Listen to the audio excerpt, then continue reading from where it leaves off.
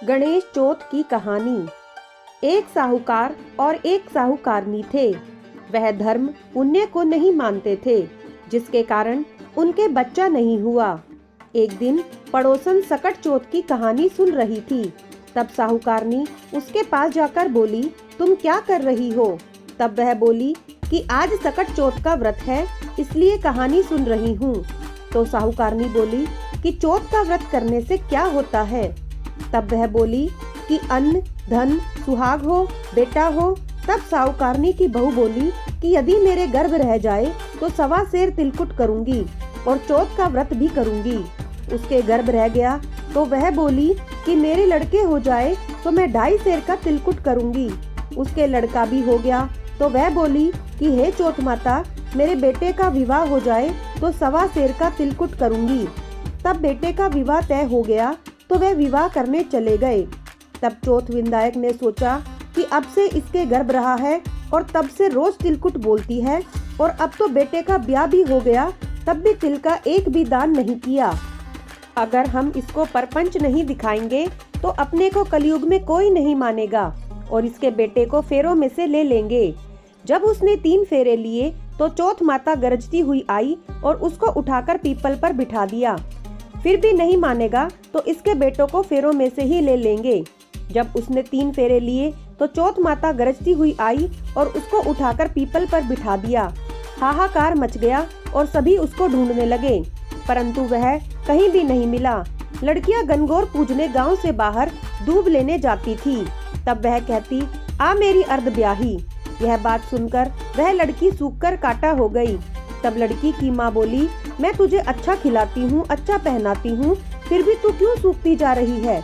तो वह बोली कि माँ, जब मैं दूब लेने जाती हूँ तो एक पीपल में से आदमी बोलता है और कहता है कि आ मेरी अर्ध ब्याही, और उसने मेहंदी लगा रखी है, सेहरा बांध रखा है। तो उसकी माँ उठी और देखा कि वह तो उसका जमाई है। तब वह अपने जमाई से बोली कि तू यहाँ क्यों बैठा है? मेरी बेटी तो अर्ध ब्याही कर दी और अब क्या लेगा? तब वह बोला कि मेरी माँ ने चौथ माता का तिलकुट बोला था, वह उसने नहीं किया और चौथ माता नाराज हो गई और मेरे को यहाँ बिठा दिया। वह वहाँ गई और साहूकारनी से बोली कि तुमने गणेश चौथ का कुछ बोला है क्या? तब साहूकारनी बोली कि हाँ, तिलकुट बोला था। तो फिर साहूकारनी बोली कि अगर मेरा बेटा आ जाए तो 2.5 मन का तिलकुट करूंगी। और गणेश चौथ राजी हो गए और उसके बेटों को फेरों पर लाकर बिठा दिया। बेटे का विवाह हो गया। तब उन लोगों ने 2.5 मन का तिलकुट कर दिया और बोली कि हे चौथ माता, तेरे आशीर्वाद से मेरे बेटे बहू घर आए हैं, जिससे मैं हमेशा तिलकुट करके व्रत करूंगी। सारे नगर में ढिंडोरा पिटवा दिया कि सब कोई तिलकुट करके चौथ का व्रत करियो। हे चौथ माता, जैसे उसके बहू बेटे को मिलवाया वैसा सबको मिलवाना। कहते सुनते सब परिवार का करना, और जो चौथ का उज्जवल करे वे बिंदायक जी की कहानी भी पढ़ना। जय हो गणेश भगवान की, जय बिंदायक महाराज की। आइए जानते हैं सकट चौथ का उज्जवल कैसे करें। अगर आपका इसी साल में बेटा हो या बेटे का विवाह हो तो चौथ माई का उज्जवल करना होता है।